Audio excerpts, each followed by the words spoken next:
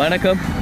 நிலநடுக்கம் டிக்டாக் சொந்தங்கள் எல்லோருக்கும் என்னுடைய வணக்கத்தை தெரிவித்துக் கொண்டு நான் சிஹாப்தீன் இணைந்திருக்கிறேன்.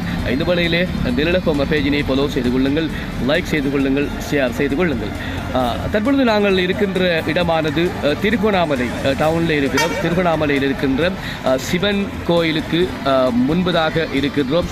இந்த வேளையிலே இன்றைய விடயம் என்னவென்று பார்க்கும் பொழுது நேற்றைய தினம் மனித உரிமை மீறல் தினமாக கொண்டாடப்பட்டது.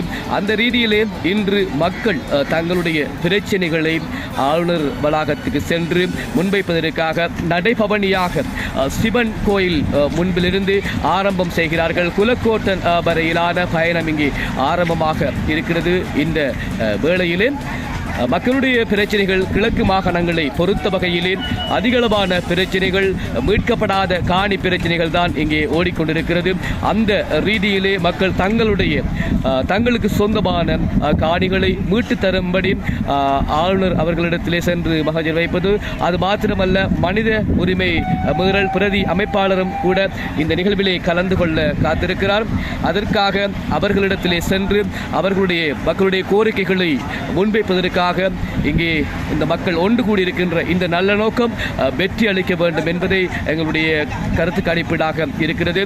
இதில் அதாவது 9 டிவிஷன் குச்சவெளி பிரதேச சபைகளிலிருந்து மக்கள் வருகை தந்திருக்கின்றார்கள். புல்மோட்டை, திரியாய், மதுரங்குடா, கும்புருப்பேட்டி, மூதூர், தோப்பூர் இன்னும் பல கிராமங்களிலும் இருந்து இங்கே மக்கள் வருகை தந்து கொண்டு அவர்களுடைய நடை பவனியை சிவன் கோயில் முன்பதாக ஆரம்பித்து ஆளுநர் வளாகம் வரைக்கும் செல்ல காத்திருக்கிறார்கள் என்ற விடயத்தை உங்களுக்கு தந்து கொண்டிருக்கிறோம்.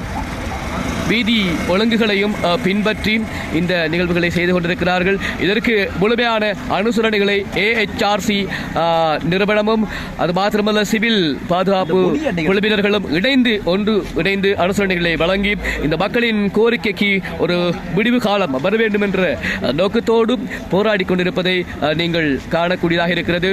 உண்மையிலே அவர்களுடைய முகங்களை பார்க்கும் பொழுதும் அவர்களுடைய சொந்த உடைமைகள் பறிக்கப்பட்டிருக்கிறது. அத்துமீறி பிடிக்கப்பட்ட காணிகள் தான் அதிகளவான பிரச்சனைகளாக கிழக்கு மாகாணத்திலே இருந்து வருகின்ற பிரச்சனையாக இருக்கிறது. தொடர்ந்து நேரலையோடு இணைந்திருக்கலாம். தொடர்ச்சியாக உங்களுக்கு பதிவுகளை தருவதற்கு இருக்கிறேன். என்றும் சிஹாப்தீன்.